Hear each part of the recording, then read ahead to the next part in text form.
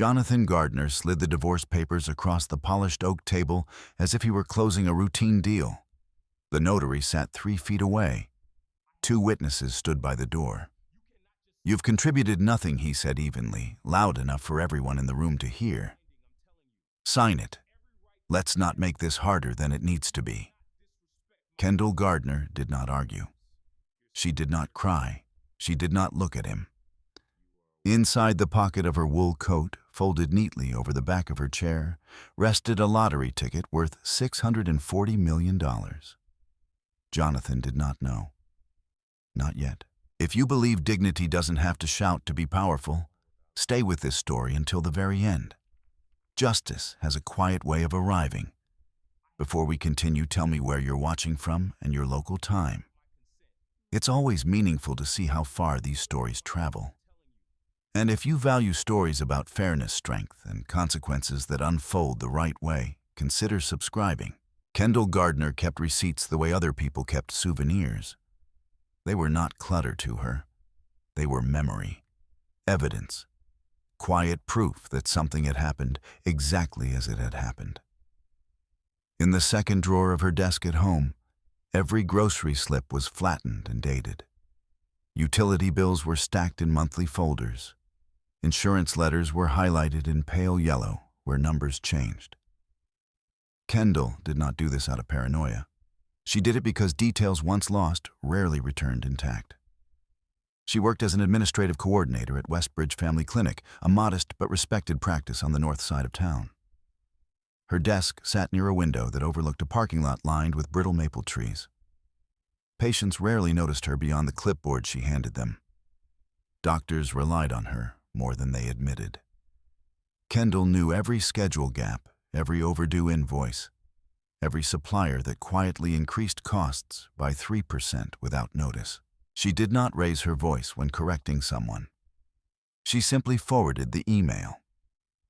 Jonathan Gardner once told a friend at dinner that his wife was naturally organized, the cautious type. He said it with a smile that sounded like a compliment but landed like a dismissal. Jonathan worked as an independent financial consultant. His office was technically the spare bedroom upstairs, though he preferred to describe it as remote-based strategic advisory. He dressed well for video calls. He liked clean lines, strong coffee, and conversations in which he held the final word. In the early years of their marriage, Kendall admired that certainty. It felt like direction. Over time, certainty hardened into something less generous. Jonathan handled the investment accounts. He paid the larger bills online. He insisted it was simply more efficient that way. "You don't need to worry about this stuff," he would say, when Kendall asked about a transfer or a new account. "I've got it covered." Kendall stopped asking direct questions. Instead, she began paying attention. The Gardner house was neither large nor small. A 2-story colonial in a neighborhood where lawns were trimmed evenly and porch lights flickered on at dusk in synchronized politeness. They had lived there 9 years, long enough for the paint in the hallway to fade slightly around family photos. There were no children, not by decision at first, but by circumstance. It was one of the subjects Jonathan preferred not to revisit. Kendall did not press. On the first Friday of every month after work, Kendall stopped at the same convenience store on Brookline Avenue. She would buy milk, sometimes a magazine she never quite finished, and one lottery ticket. Just one. It was not hope in the cinematic sense. She did not imagine yachts or televised check presentations. The ritual was quieter than that. A folded slip of possibility tucked between routine and responsibility. She never told Jonathan about it, not because it was forbidden, but because it belonged entirely to her. On the Tuesday before the divorce papers appeared, Kendall's day at the clinic stretched longer than expected. A pediatrician called in sick. 2 appointments ran over. Insurance verifications stalled the front desk. At 6:42 p.m., she locked her computer and stepped into the cool evening air. The sky was bruised purple at the edges. She drove the familiar route home, but stopped at Brookline Avenue first. Inside the convenience store, fluorescent lights hummed overhead. The cashier, a college student named Marcus, recognized her and gave a small nod. "Same as usual?" he asked. "Yes," Kendall replied. Milk, a bottle of sparkling water, 1 Mega Millions ticket. She folded the ticket once and slipped it into the pocket of her wool coat. It rested there lightly unnoticed against the lining. When she pulled into the driveway at 7:18 p.m., Jonathan's car was already home. The garage door was half open. He stood just inside, phone pressed to his ear, voice lowered. Kendall did not intend to overhear. She rarely did. But as she stepped from her car, she caught the cadence of his tone, controlled, careful. No, it'll be handled, he said. A pause. She won't fight it. Silence followed. Then softer, trust me. Kendall closed her car door without slamming it. Jonathan ended the call before she reached the kitchen. Long day? He asked casually. Yes. He kissed her cheek. It was a practiced gesture, neither warm nor cold. They ate dinner across from each other at the small oak table beneath a pendant light that cast shadows on the wall. Jonathan spoke about market fluctuations, about a client restructuring assets before the end of the quarter. Kendall listened. She always listened. She noticed he did not mention the call. After dinner, Jonathan returned to his upstairs office. Kendall washed dishes, dried them, and placed the receipt into her purse before transferring it later to the desk drawer. At 10:13 p.m., she passed the spare bedroom. The door was closed. A thin strip of light cut across the hallway carpet. Jonathan's voice carried faintly through the wood. It's just paperwork, he said. She'll sign. Another pause. Soon. Kendall did not stop walking. She entered their bedroom, removed her coat, and draped it over the chair by the window. The lottery ticket remained in the pocket. She changed into cotton sleepwear and opened the small leather notebook she kept on her nightstand. October 12th.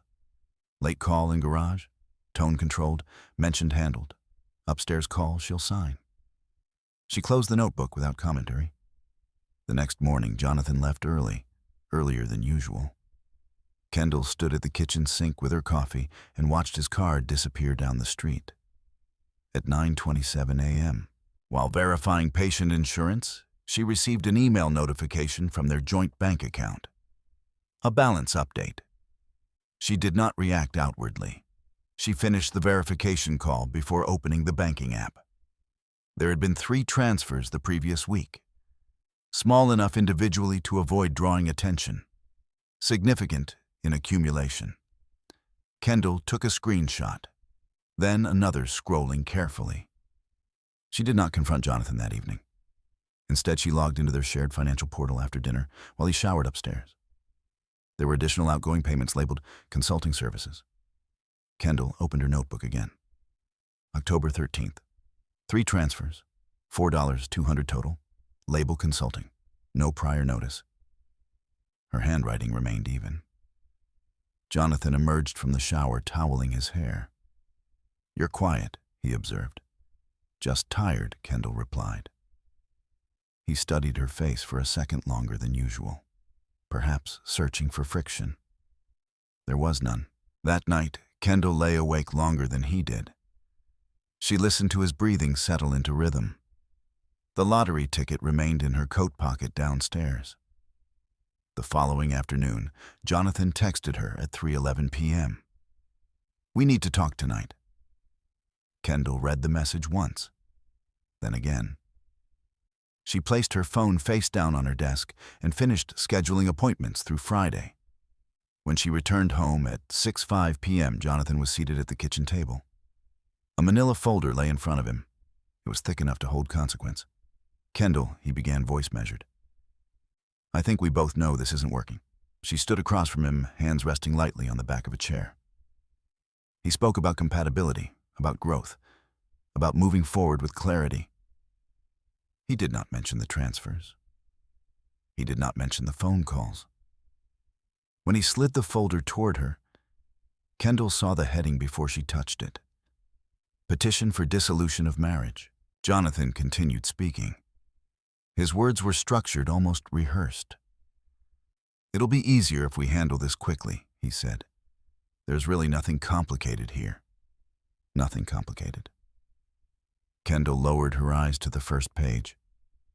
Upstairs in the pocket of her wool coat, the folded lottery ticket waited in silence. She had not checked the numbers. She had not even unfolded it. Jonathan mistook her stillness for surrender. The narrator already knew that was a miscalculation. Kendall Gardner did not react loudly to turning points. She documented them. And this was one. The lottery ticket remained in the pocket of Kendall Gardner's wool coat for 3 days. It traveled with her from the chair by the bedroom window to the back seat of her car and back again. It brushed against her fingers once when she reached for lip balm. She did not think about it. Not consciously. It was simply part of the fabric, now creased paper against stitched lining. Jonathan, meanwhile, began behaving like a man who believed the outcome had already been decided. On Wednesday morning, he left the house dressed more formally than usual. Navy suit, polished shoes, the kind he wore when meeting high-value clients in person rather than through a webcam. "Big meeting?" Kendall asked from the kitchen doorway. "Something like that," he replied, adjusting his cuff. "I may be late." He did not elaborate.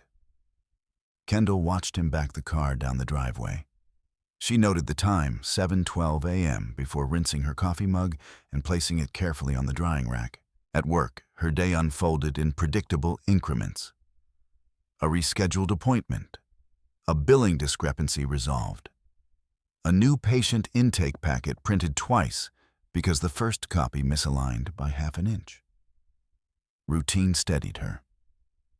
But routine did not erase what she had seen in the bank account. At lunch, she opened the financial portal again from her phone. 2 additional transfers had processed overnight. Smaller this time, more cautious. Kendall did not feel anger. Not yet. She felt pattern. She opened a secure cloud folder she rarely used and uploaded the screenshots. She labeled them with dates and times. She did not assume motive. She recorded fact. Across town, Jonathan sat at a cafe patio with Madeline Pierce. Madeline wore a cream blouse and sunglasses large enough to shield most of her expression. She laughed easily, leaning forward when Jonathan spoke. To anyone passing by, they could have been discussing investments, market forecasts, or weekend plans. Jonathan believed he was careful. He had chosen a cafe 20 minutes from their neighborhood. He had transferred money in amounts that would not immediately trigger alerts. He had structured conversations around phrases like transition and new beginnings. "She won't contest," he told Madeline. Stirring his espresso without drinking it, Kendall avoids conflict. Always has. Madeline tilted her head slightly. "You're sure I know her?" he replied. What Jonathan knew was a version of Kendall shaped by convenience. That evening, Kendall arrived home to find the manila folder still on the kitchen counter, exactly where Jonathan had left it. The top page remained visible, its legal language indifferent and precise. She carried her coat upstairs, paused by the chair, and finally slipped her hand into the pocket. Her fingers touched the folded ticket. For a moment, she considered placing it in the drawer without looking. There were more immediate matters: divorce petitions, financial discrepancies, the quiet rearrangement of a life. Instead, she unfolded it. The numbers stared back at her in black ink: 1223, 34, 41, 56, Megaball 17. Kendall did not yet know the winning numbers. She had not followed the drawing. Lottery headlines were background noise in her world. Bright banners across convenience store windows that faded as quickly as they appeared. She set the ticket on her nightstand and reached for her phone. The jackpot announcement surfaced instantly: $640 million, the largest prize in months. She opened the official lottery website. The winning numbers appeared in bold: 12, 23, 34, 41, 56, Megaball 17. Kendall read them once, then again. She did not gasp. She did not drop the phone. Her pulse quickened, but remained steady enough that she could count it.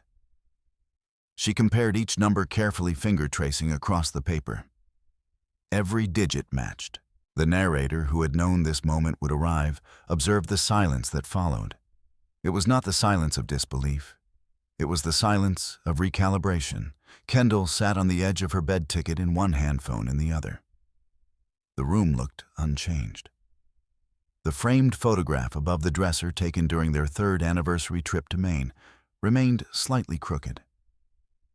The lamp on the nightstand cast its usual amber glow. Nothing in the room acknowledged what had shifted. Downstairs, the front door opened. Jonathan's footsteps echoed faintly through the foyer. "Kendall," he called.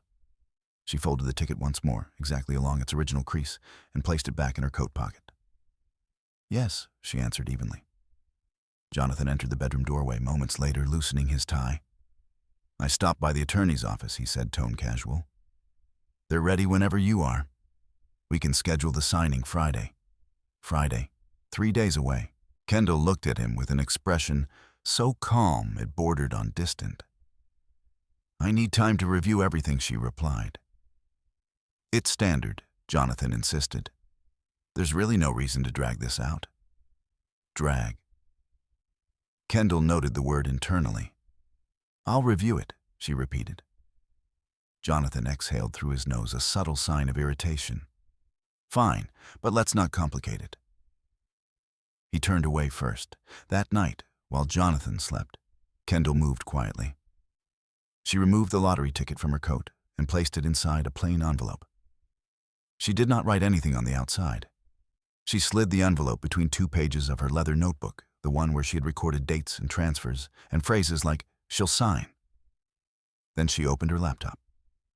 She searched "what to do if you win the lottery" in state. The instructions were methodical.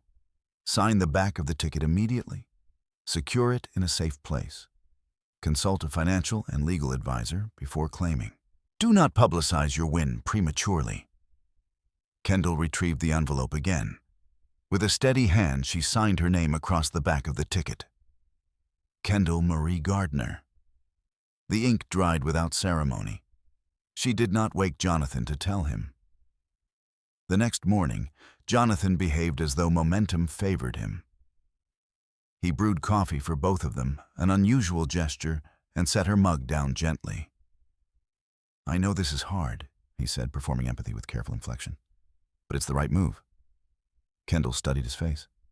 He looked relieved already, unburdened by an outcome he believed inevitable. "You seem certain," she observed. "I am." He reached for his briefcase. Upstairs inside her notebook rested $640 million. At the clinic that day, Kendall functioned flawlessly. She scheduled confirmed and reconciled accounts. She answered calls with measured warmth. At 2:17 p.m., another bank notification appeared. A transfer to an unfamiliar routing number. Kendall did not react outwardly, but something inside her sharpened. She forwarded the notification to her private email address. She saved the routing information. She was not thinking about revenge. She was thinking about sequence. If Jonathan believed she had no leverage, he was building his next chapter under a dangerous assumption. That evening, as the sun lowered behind identical rooftops, Kendall stood in the kitchen holding her notebook. Jonathan entered with visible impatience. "Have you decided about Friday?" he asked. Kendall met his gaze. "I've decided," she said softly. Jonathan allowed himself the smallest smile. He did not ask what she meant. Upstairs inside the envelope, the ticket waited. And for the first time in their marriage, Kendall possessed something Jonathan could not predict, calculate, or control. He believed the week would end with her signature. The narrator knew it would end differently. Friday arrived with an artificial brightness, the kind that made every surface look sharper than it felt. Jonathan scheduled the appointment for 10:30 a.m. At a notary office located inside the county courthouse annex, a building of glass and beige stone that projected neutrality. It was not a courtroom, not yet, but it carried the scent of legal consequence. Kendall dressed with deliberate simplicity, a navy blouse, tailored gray slacks, low heels. Nothing dramatic, nothing apologetic. She tied her hair back at the nape of her neck and applied minimal makeup. She did not want to look diminished. She did not want to look defiant. She wanted to look exact. Jonathan drove. He preferred control of direction, even in small things. The radio murmured low financial news about quarterly earnings and inflation adjustments. "You don't have to make this harder than it is," he said as they approached the courthouse exit. "I'm not," Kendall replied. He glanced at her briefly, perhaps searching for tremor or hesitation. He found neither. The notary office occupied a narrow suite off a tiled corridor. Fluorescent lighting hummed faintly overhead. Inside, a middle-aged woman with rimless glasses sat behind a desk stacked with forms. 2 plastic chairs faced her. Jonathan stepped forward first, confident. "We're here to finalize divorce paperwork," he announced. The notary nodded and gestured for identification. Kendall handed over her driver's license without comment. Her fingers did not shake. The paperwork lay neatly clipped in Jonathan's leather folder. He had tabbed sections and yellow signature lines, initials waivers. He had prepared. Kendall had prepared too. The narrator, who understood the balance shifting beneath the surface, watched as Jonathan opened the folder and turned it toward her. "All standard," he said lightly. "We've agreed to keep things simple. No unnecessary complications. Simple," Kendall read. She read every page. The language was clinical, equitable distribution waiver of spousal support, acknowledgement of independent financial responsibility. Jonathan retained the investment accounts. Kendall retained her car and personal savings. There was a clause stating both parties affirmed full financial disclosure. Kendall paused there. "Is there something unclear?" Jonathan asked, impatience threading his voice. "I'm reviewing," she answered. He leaned back, exhaling audibly. The notary avoided eye contact, accustomed to tension she did not own. Jonathan leaned forward again. "Kendall, we both know you're not interested in dragging this through court. This is fair. Fair." In the envelope inside Kendall's handbag rested a photocopy of recent bank transfers. She had printed them that morning before leaving the house. In her notebook were dates, times, phrases overheard through doors. Inside, a secure cloud folder were screenshots labeled methodically. She closed the packet without signing. "I need more time," she said. Jonathan's jaw tightened. Time for what? For clarity. His voice lowered, sharpened. "There is nothing unclear. We've discussed this." "We discussed your version," Kendall replied calmly. The room shifted by a fraction. Jonathan glanced toward the notary, aware of witness now. He forced a smile. "Let's not perform," he said quietly. Kendall held his gaze. "I'm not performing." Silence stretched. Jonathan changed tactics. "If this goes to court," he said evenly, "it becomes expensive, stressful, public. I'm trying to spare us that." The narrator observed the word spare. It carried implication, generosity, perhaps even mercy. Kendall recognized something else in its urgency. She reached into her handbag and removed a single sheet of paper. She placed it on the desk between them. "What is this?" Jonathan asked. "Recent transfers from our joint account," she replied. His expression did not immediately change. That was his strength, surface control. "Business expenses," he said smoothly. "They weren't disclosed," Kendall answered. "There's nothing to disclose. They're minor. $4,200 isn't minor." The notary cleared her throat gently, a reminder of process. Jonathan lowered his voice further. "This isn't the place." "It is exactly the place," Kendall said. She did not raise her tone. She did not accuse. She stated. Jonathan looked at the paper again, calculating. He had not expected this. "They're consulting payments," he repeated. "Short-term restructuring." "Then list them," Kendall replied. "On the disclosure." A pause. Jonathan leaned back slowly. "You're overreacting." Kendall did not respond to the word. She folded the paperwork closed and slid it back toward him. "I won't sign today." The notary looked between them. "You're not obligated to sign," she said neutrally. Jonathan stood abruptly. "Fine." The word cracked against the sterile air. He gathered the paper's movements tighter now. "Have it your way," he added. Kendall rose as well. She thanked the notary, softly retrieved her identification, and walked out without haste. In the hallway outside, Jonathan caught up with her. "What are you doing?" he demanded under his breath. "Reviewing," she answered. "You think you're going to uncover something?" he pressed. Kendall met his eyes steadily. I think transparency matters. Jonathan laughed once, humorless. This is ridiculous. Perhaps he believed she would retreat. That discomfort would push her back into compliance. Instead, Kendall said, if there's nothing hidden, there's nothing to fear. He stared at her longer this time. There it was, a flicker. Not guilt, not yet, but recognition that the ground was not as firm as he assumed. They walked to the parking lot in silence. Jonathan drove home without turning on the radio. Inside the house, he placed the folder on the kitchen counter harder than necessary. This is becoming adversarial, he said. Kendall set her handbag down gently. It doesn't have to be. Then don't make it. She looked at him carefully. You initiated this. The truth of that hung between them. Jonathan ran a hand through his hair. I'm trying to move forward. So am I, Kendall replied. Oh. He searched her face again for emotion he could label anger, desperation, grief. He found composure. Upstairs in her notebook rested more than documentation. Inside her handbag, unseen by Jonathan, the lottery ticket remained sealed in its envelope. Jonathan believed leverage lay in time pressure and financial complexity. He did not yet understand that time now favored Kendall. That afternoon, after Jonathan retreated to his office, Kendall sat at the kitchen table with her laptop. She composed a brief email to a name she had researched the previous night. Subject, confidential consultation request. Eleanor Whitmore, attorney at law. Kendall did not explain everything in the email.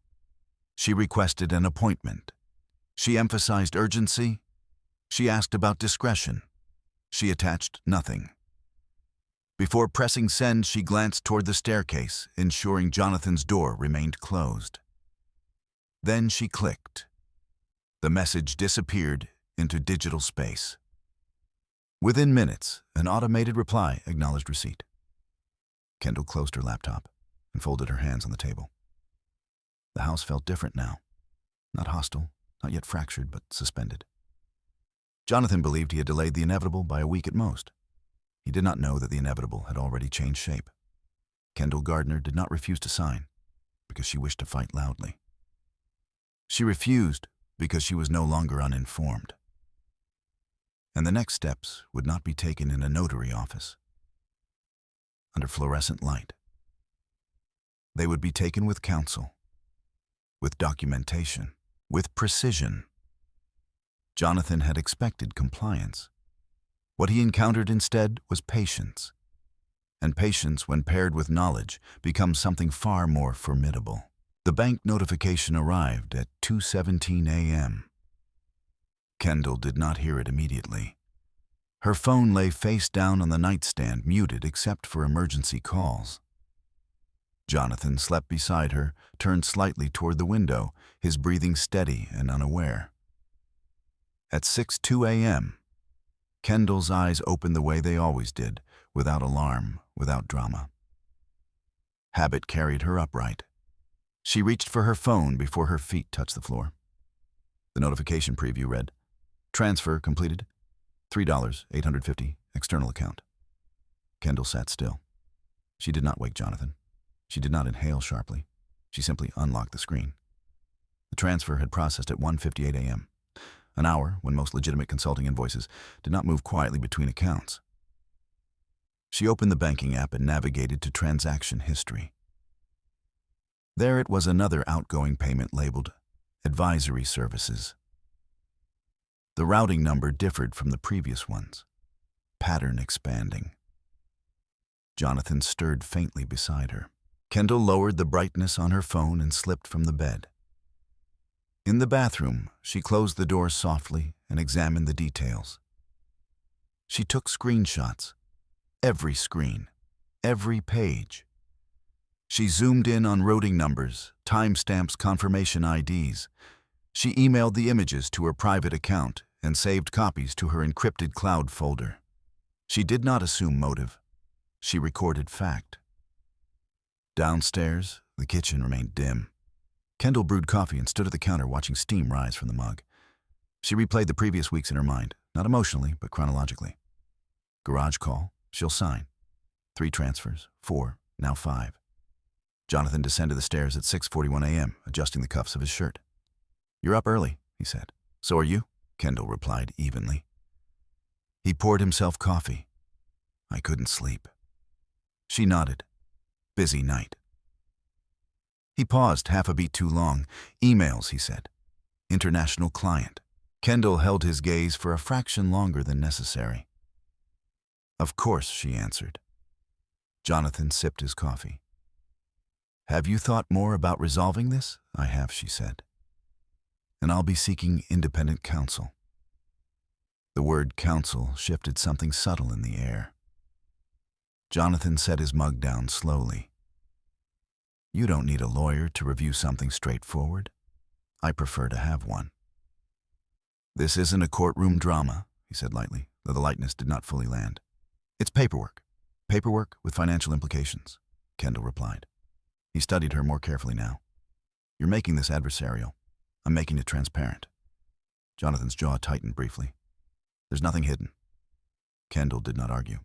She simply said, "Then transparency won't be a problem." He looked away first. At Westbridge Family Clinic, the morning unfolded in fluorescent calm. Kendall processed insurance claims, confirmed a delivery of medical supplies, and returned 3 phone calls before 10:00 a.m.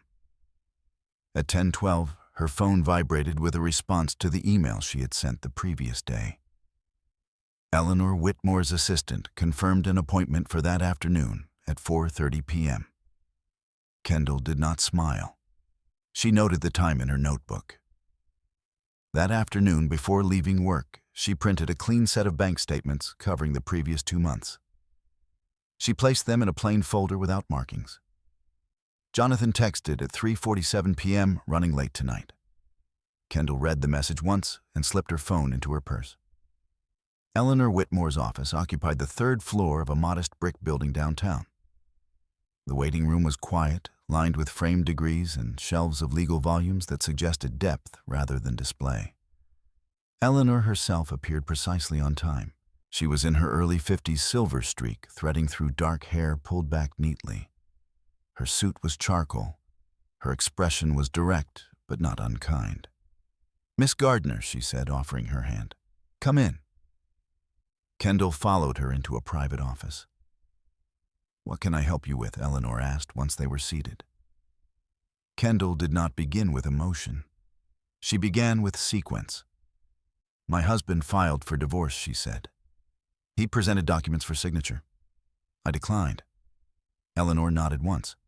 Why? Kendall opened the folder and slid the bank statements across the desk. These transfers were not disclosed. Eleanor scanned the pages, silently, eyes trained to numbers. "How long has this been happening?" "Approximately 3 weeks," Kendall replied. "Perhaps longer. I only began monitoring recently." Eleanor looked up. "Has he provided an explanation, consulting services?" "Do you believe that Kendall considered?" "I believe the timing is relevant." Eleanor leaned back slightly. "Are there other concerns?" Kendall paused. In her handbag, the envelope containing the lottery ticket rested like a second pulse. She chose her words carefully. "There may be additional financial factors emerging," she said. Eleanor's gaze sharpened, not suspicious, but attentive. "If there are assets or income streams not yet disclosed," Eleanor said calmly, "we need to address them strategically. Full transparency is required in divorce proceedings, on both sides." "I understand," Kendall replied. Eleanor tapped a pen lightly against the desk. "First, we prevent dissipation of marital assets. That means filing for temporary financial restraints if necessary. Second, we request full financial disclosure. Third, we document everything." "I've begun doing that," Kendall said. "I can see that." Eleanor's tone carried approval without warmth. "Do not sign anything further," she continued. "Do not confront him emotionally. Let the process reveal what it will." Kendall nodded. As the meeting concluded, Eleanor added, "If there is something significant you haven't yet shared now, would be the time." Kendall met her eyes. "There is," she said. She removed the envelope from her handbag and placed it carefully on the desk. Eleanor opened it. For a moment, even a seasoned attorney allowed silence. "You've confirmed this?" Eleanor asked. "Yes." Eleanor studied Kendall differently now, not as a client with a minor dispute, but as someone standing at a precipice. When did you purchase this? Before he filed. From joint funds, yes. Household money. Eleanor inhaled slowly. Then timing matters. Everything from this point forward matters. Kendall's expression did not change. I assume so. Eleanor folded the ticket back into the envelope with deliberate care. Do not tell him, she said. Not yet. I don't intend to. Good. Outside dusk settled over the city as Kendall left the building. Jonathan arrived home at 7:26 p.m., smelling faintly of cologne. That was not his usual brand. Long day, he asked. Yes, Kendall replied. They ate in relative quiet. Jonathan's phone buzzed twice during dinner. He silenced it without checking. Kendall noticed. Later that evening, Jonathan retreated upstairs again. Kendall sat at the kitchen table with her notebook open. October 18th. Transfer at 1:58 a.m. Consultation scheduled. Lottery confirmed. Her handwriting remained steady. Upstairs, Jonathan believed he was managing outcomes. He believed incremental transfers and rehearsed language would guide the narrative toward efficiency. He did not know that a legal structure was already forming beyond his view. He did not know that asset restraints could freeze accounts. He did not know that disclosure requests could reach across state lines. And he did not know that the balance he thought secure had already tilted irrevocably. Kendall closed the notebook and turned off the kitchen light. In the darkened house, two futures now coexisted, one Jonathan assumed, and one Kendall was quietly constructing. Only one of them was built on complete information. The numbers did not blur. Kendall checked them again on Saturday morning, seated at the kitchen table while Jonathan slept upstairs. The lottery website displayed the winning sequence in bold red against a white background, as if color alone could prepare a human being for scale. 12, 23, 34, 41, 56, Megaball 17. She laid the ticket flat on the table and aligned each number with the screen. Her finger moved deliberately, pausing at each match. There were no near misses, no partial consolation. Every digit aligned exactly. $640 million. The narrator, who had anticipated this confirmation, understood something Jonathan did. Not the magnitude of the win was not Kendall's first concern. Legitimacy was. She opened a legal advisory article Eleanor had forwarded late the previous evening. It outlined immediate steps in careful, unemotional language. Sign the back of the ticket. Secure it in a safe, undisclosed location. Avoid public statements. Consult tax and estate professionals before claiming. Kendall had completed Step 1. Step 2 required adjustment. The envelope currently rested in her notebook drawer. That was no longer sufficient. She finished her coffee, rinsed the mug, and carried the envelope upstairs to the spare bedroom Jonathan referred to as his office. The room smelled faintly of paper and printer ink. Shelves lined one wall filled with financial texts and binders labeled in Jonathan's tidy handwriting. Kendall crossed to the closet at the back of the room. On the top shelf sat a small fireproof lockbox, Jonathan's. She had seen him place documents inside years earlier, passports, property deeds, tax returns. He believed it secure because he controlled the key. Kendall knew where the spare key was kept. She did not hesitate. From the hallway linen cabinet, she retrieved the small magnetic case attached to the inside frame. Jonathan had installed it himself, explaining once that redundancy was smart planning. Kendall opened the lockbox, placed the envelope inside, beneath a stack of outdated warranties, and closed it carefully. She returned the spare key to its place. There was no triumph in the act, only precision. Jonathan descended at 9:14 a.m., stretching his arms above his head. "You're up early again," he observed. "I had things to organize," Kendall replied. He poured coffee and scrolled through his phone. "Have you reconsidered Friday's delay?" he asked casually. "I've retained counsel," she said. The word hung between them more heavily now. Jonathan's expression sharpened. "Already, yes. That was fast. I don't prefer uncertainty." He studied her face. "You think I'm hiding something?" Kendall did not respond to the accusation directly. I think clarity benefits both of us. Jonathan's mouth tightened. You're escalating. I'm documenting. He exhaled through his nose. This doesn't need to turn into a war. It doesn't have to. Kendall agreed. He looked at her for several seconds longer than usual, searching for emotional leverage. He found none. That afternoon, Kendall met Eleanor again, this time virtually.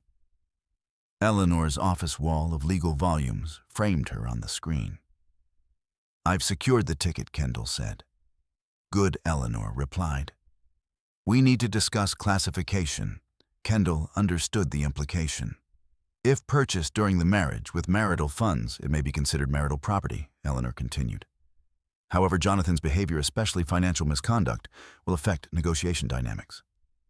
Kendall nodded. I'm less concerned about division, she said quietly. I'm concerned about integrity of process. Eleanor's eyes assessed her carefully. That will matter. They discussed anonymity laws into their state. Unlike some jurisdictions, complete anonymity was limited. A trust could shield certain details, but public record could not be entirely avoided. Timing is critical, Eleanor said. If you claim before filing for financial restraints, Jonathan could argue entitlement to influence management. If we file first, we preserve leverage. Kendall listened without interruption. Has he increased transfers? Eleanor asked. Yes. Another at 1:58 a.m. Eleanor's expression hardened slightly. We'll file for temporary restraining orders on dissipation of assets Monday morning. The phrase was clinical. Temporary restraining orders. Jonathan, upstairs in his office later that evening, drafted what he believed was a persuasive email to his attorney. Subject, settlement timing. We need to push her. She's stalling. I suspect she's being influenced. He paused before sending, then added, she has no financial leverage to justify delay. He pressed send. Downstairs, Kendall prepared dinner quietly. Jonathan descended at 7:02 p.m., phone in hand. Are you planning to make this public? He asked suddenly. Make what public? She replied. Our divorce. Court filings. Hearings. That depends on how cooperative disclosure is, she answered evenly. He set his phone down with more force than necessary. You're implying misconduct. I'm requesting transparency. Jonathan's frustration surfaced more clearly now. I built those accounts, he said. I managed them. With shared funds, Kendall replied. His voice rose half a register. Don't do this. Kendall looked at him steadily. Do what? Act like I'm stealing from you? I didn't say that. The silence stretched between them. Jonathan softened his tone deliberately. This could be simple, Kendall. You take your savings. I keep the investments. We move on. Simple. The narrator observed the word again, noticing how often Jonathan used it when complexity threatened his control. Kendall folded a dish towel and placed it on the counter. Simple requires full disclosure, she said. Jonathan stared at her. You've changed, he said. Perhaps he meant she had hardened. In truth, she had clarified. Upstairs, the lockbox remained closed. Inside it lay a ticket capable of rewriting every assumption Jonathan held about leverage. Kendall did not feel powerful. She felt aware. That night, as she prepared for bed, Jonathan lingered in the doorway. If you're trying to scare me with lawyers, he said, it won't work. Kendall met his eyes. I'm not trying to scare you. Then what are you trying to do? Understand? He shook his head slightly as if dismissing a miscalculation. You're overestimating your position. The narrator understood the irony fully. Jonathan believed financial control equaled authority. He believed incremental transfers would remain unnoticed. He believed Kendall's quiet demeanor equaled compliance. What he did not see was this: Kendall had not reacted emotionally to the lottery win because it was not an emotional weapon. It was structural change. Money in itself did not motivate her response. Documentation did. Process did. Legitimacy did. The following morning, Sunday, Kendall visited her mother briefly, as she often did. She did not mention the divorce. She did not mention the ticket. She listened instead to stories about neighbors and grocery prices. Normalcy grounded her. When she returned home, Jonathan was on the patio speaking on the phone. "Yes," he said, voice low but urgent. "We need this wrapped before month end." A pause. She doesn't have options. Kendall stepped inside without interrupting. He ended the call moments later and followed her into the kitchen. "You're avoiding this," he said. "No," she replied. "I'm addressing it properly." Jonathan's patience thinned. Properly would have been signing Friday. Kendall looked at him evenly. "Properly," she said, "is ensuring nothing is omitted." He stared at her, and for the first time, doubt crept into his expression. A small thing, but noticeable. Upstairs, the lockbox remained undisturbed. Inside it, $640 million waited, not as revenge, not as spectacle, but as quiet equilibrium. And, by Monday morning, Jonathan would learn that the legal process had begun moving in directions he did not initiate. The balance was no longer theoretical. It was procedural. And procedure, unlike assumption, does not yield to impatience. Monday morning arrived with administrative precision. At 8:03 a.m., Eleanor Whitmore filed a motion for temporary financial restraints with the county court.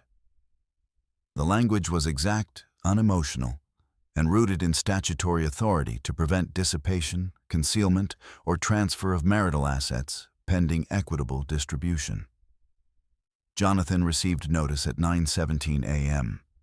He was in his upstairs office reviewing market reports when his email chimed. The subject line alone altered the air in the room. Notice of temporary orders. Gardner v. Gardner. He opened the attachment.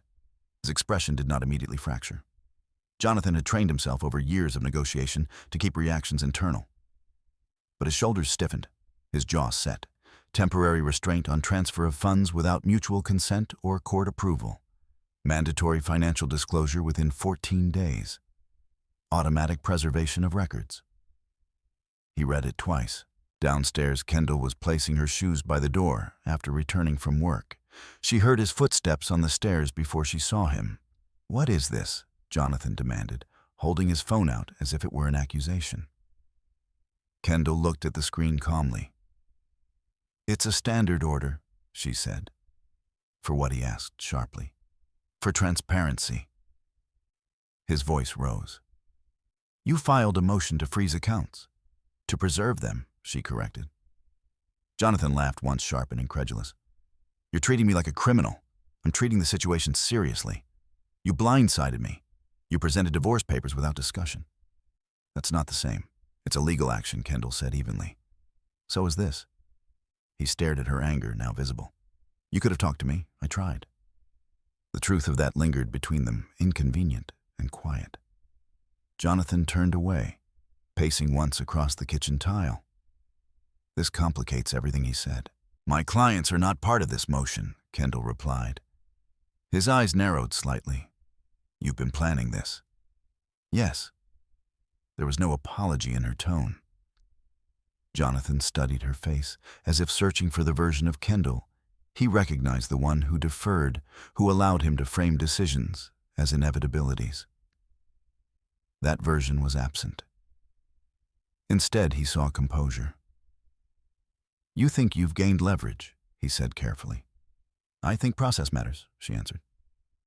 Upstairs, the lockbox remained closed. Inside it, the lottery ticket rested beneath outdated warranties and folded insurance documents. Eleanor's voice echoed from their earlier call that morning. "He will react emotionally. You do not need to." Jonathan returned to his office without another word. At 10:42 a.m., his attorney called. This escalated quickly, the attorney observed.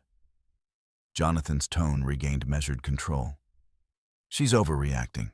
Temporary restraints are common when there's suspicion of asset movement," the attorney replied. "Have you transferred funds recently?" Jonathan hesitated half a second too long. "Business-related," he said. "From joint accounts?" "Yes." A pause. "That complicates narrative," the attorney said. "We'll need full disclosure." Jonathan's irritation sharpened. This was supposed to be amicable. "Amicable requires mutual confidence," the attorney answered. Jonathan ended the call, feeling something he had not anticipated: exposure. Downstairs, Kendall opened her notebook. October 23rd. Temporary restraints filed. Notice delivered 9:17 a.m. Reaction elevated tone. She closed the notebook gently. At 2:00 p.m., she met Eleanor in person again. Expect resistance, Eleanor said as they reviewed financial affidavits.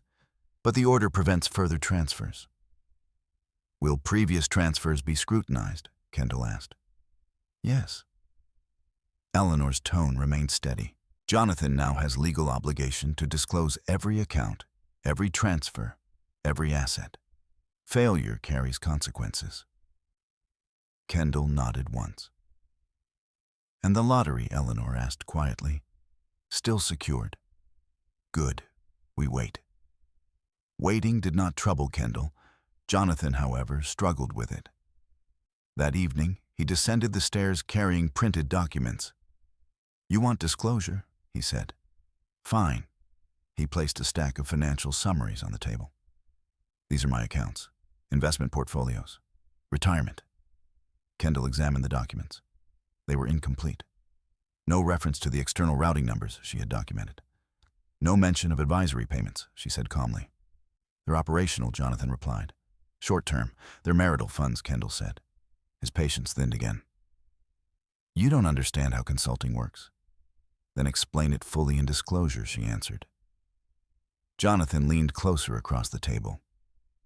You're pushing this too far. Kendall held his gaze. Am I? He straightened slowly. You've changed, he repeated as if testing the phrase again. Perhaps he meant she had grown suspicious. In truth, she had grown aware. The following morning, Jonathan attempted a different tactic. He brought coffee to her before work. We don't have to do this publicly, he said quietly. Withdraw the motion. We'll renegotiate privately. Kendall accepted the coffee but did not sip it. The motion preserves assets, she said. It protects both of us. It suggests misconduct. It prevents it. Jonathan's expression hardened. You don't trust me? Kendall paused. Trust was not the word she would choose. I trust documentation, she said. He stared at her, frustrated by the absence of emotional foothold. Upstairs, his office door closed harder than usual. Later that afternoon, Jonathan attempted another approach control through urgency. He emailed Eleanor directly. Subject: proposal for immediate settlement. Eleanor responded within hours, copying Kendall. All negotiations will proceed through formal channels. Jonathan read the response twice. He was accustomed to steering conversations, to reframing narratives before others recognized shift. Now each attempt met structure. He did not yet know that structure extended further than financial restraints. That evening, Jonathan made a call from the garage. She's lawyering up aggressively, he said into the phone. A pause. Yes, I know, he added, voice lower. But she has no idea how this works. Kendall heard the cadence from the kitchen doorway. She did not interrupt. She returned to the table and opened her notebook. October 24th. Garage call. Tone-controlled irritation. Phrase, she has no idea. Upstairs in the lockbox, he believed secure, lay evidence that contradicted his assumption entirely. The narrator understood the irony fully. Jonathan believed leverage came from experience and financial fluency. He believed Kendall's caution equaled naivety. He believed his narrative still held. But legal process does not respond to belief. It responds to documentation. And documentation was accumulating. By Wednesday, the court confirmed a preliminary hearing date before Judge Harold Whitaker. Jonathan received notice mid-morning. He stared at the calendar. Preliminary hearing. Not a signature, not a quick exit. Procedure. Downstairs, Kendall folded laundry with the same steady rhythm she had always maintained. She was not celebrating escalation. She was preparing. Jonathan descended again that evening, tension visible in the set of his shoulders. You've made your point, he said. I'm not making points, Kendall replied. Then what are you doing ensuring the truth is recorded? He looked at her as if the answer were foreign. Truth to Jonathan had always been negotiable within presentation. To Kendall, it was ledgered. Upstairs, the lockbox remained undisturbed. Inside it, $640 million waited quietly, not as spectacle, not as threat, but as final equilibrium. Jonathan still believed he understood the full board. He did not realize another piece had already been placed. And it did not move impulsively. It moved when timing demanded. The first mistake Jonathan made was not the transfers.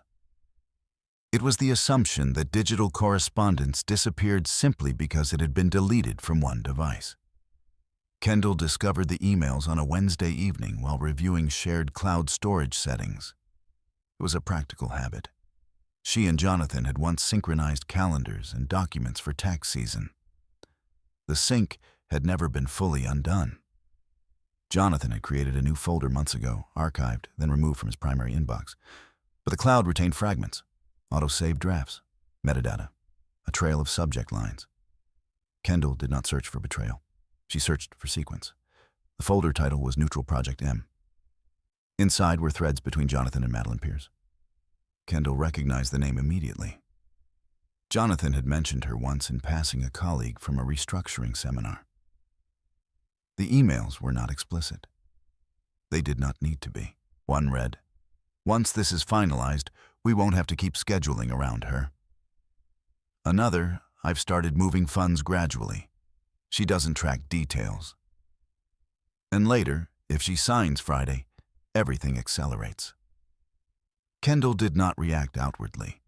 She sat at the dining table, laptop open, shoulders relaxed. The house was quiet. Jonathan had stepped out for a client call. She forwarded each email to her encrypted account. She preserved headers. She saved full metadata. Documentation, not confrontation. One email included an attachment, a lease agreement draft for a downtown apartment. The proposed move-in date was 3 weeks away. Kendall checked the date of that message. It preceded the divorce filing. Sequence. Another email referenced a wire transfer. The second installment cleared. I'll adjust the rest once disclosure is behind us. Disclosure. Kendall leaned back slightly in her chair. Jonathan had believed she did not track details. He had believed she did not understand financial structuring. He had believed she would sign. The narrator observed Kendall's expression closely.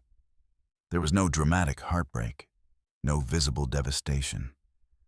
What settled over her instead was confirmation. Pattern had motive. At 8:12 p.m., Jonathan returned. "You're still up?" he asked lightly. "Yes." He moved toward the refrigerator, retrieving a bottle of water. Kendall closed her laptop.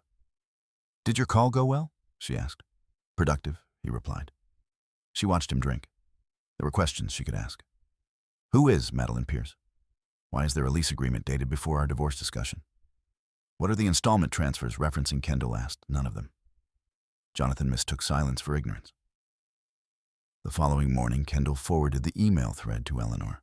Subject, additional documentation. Eleanor responded within the hour. This strengthens position. Do not confront. Preserve everything. At 11:45 a.m., Jonathan received another notice from his attorney. Request for production of documents, electronic communications included. He read the list carefully. All communications related to financial transfers. All communications referencing relocation or property acquisition. All communications discussing asset division. Jonathan's jaw tightened. He opened his sent folder, then his deleted folder, then his archive. Project M was no longer visible, but he knew the cloud sometimes retained duplicates. For the first time, unease replaced irritation. He dialed Madeline. "We need to slow communication," he said quietly. "Why?" she asked. "She's digging." A pause. "She won't find anything," Madeline replied. Jonathan did not respond immediately. He had underestimated Kendall once already. Downstairs, Kendall placed her phone on silent before stepping into the clinic's storage room. She needed quiet to think. The emails were not merely personal betrayal. They were strategic coordination. Jonathan had planned relocation before legal separation.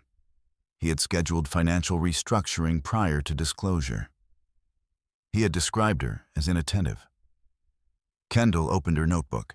October 25th. Email thread. Project M. Lease draft dated prior to filing. Phrase, she doesn't track details. She underlined that sentence once. Not in anger, in clarity. That evening, Jonathan attempted charm. He ordered takeout from a restaurant they used to favor early in their marriage. He set the table with actual plates rather than cartons. "We shouldn't let lawyers define this," he said gently. Kendall considered him across candlelight. "Define what?" she asked. "Us." She did not answer immediately. "You defined us when you scheduled a new apartment," she said calmly. Jonathan froze. The flicker in his eyes lasted less than a second. "I don't know what you're talking about." Kendall met his gaze. Project M. Silence settled heavily between them. Jonathan recovered quickly. "You've been going through my emails. I've been reviewing shared cloud storage. That's private." "So is marriage," she replied evenly. He exhaled sharply. "This is exactly why I wanted this resolved quickly." "Before disclosure?" she asked. Jonathan's voice lowered. "You're misinterpreting professional communication. With the lease agreements attached," his composure thinned. "You're twisting context." "I haven't twisted anything," Kendall said. "I've documented." The word landed with finality. Jonathan stood abruptly, chair-scraping tile. "You're turning this into a courtroom." "You filed paperwork first," Kendall replied. He stared at her, anger and calculation colliding. "You think this gives you advantage?" Kendall did not mention the lottery. She did not need to. "Transparency gives clarity," she said. Jonathan left the table. Upstairs, he closed his office door harder than usual. He searched email backups again, deleting what remained visible. He drafted a message to his attorney questioning scope of electronic discovery. He did not know that metadata preserved timestamps beyond deletion. He did not know that Eleanor had already issued formal preservation notice. Downstairs, Kendall washed dishes slowly. Her movements were steady. The emails had not shattered her. They had aligned missing pieces. Later that night, Jonathan stood in the garage again. "She accessed cloud storage," he told Madeline in a hushed tone. "We need to be careful." Kendall heard the cadence through the kitchen wall. She did not approach. She wrote instead. "October 25th, 10:42 p.m. garage call. Tone urgent. Phrase, be careful." Upstairs in the lockbox, the lottery ticket remained undisturbed. It was no longer simply fortune. It was context. Jonathan believed the emails were the greatest risk now.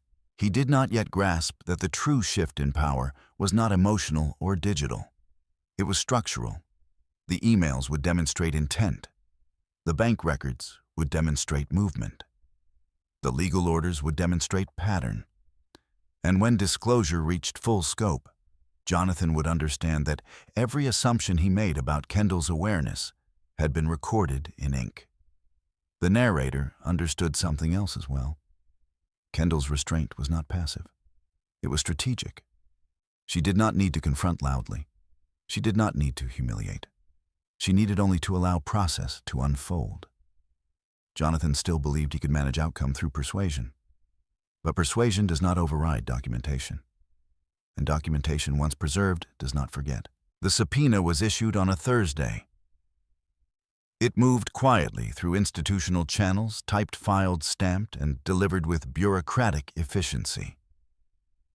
It requested records from 3 financial institutions, including one regional bank Kendall had never personally used.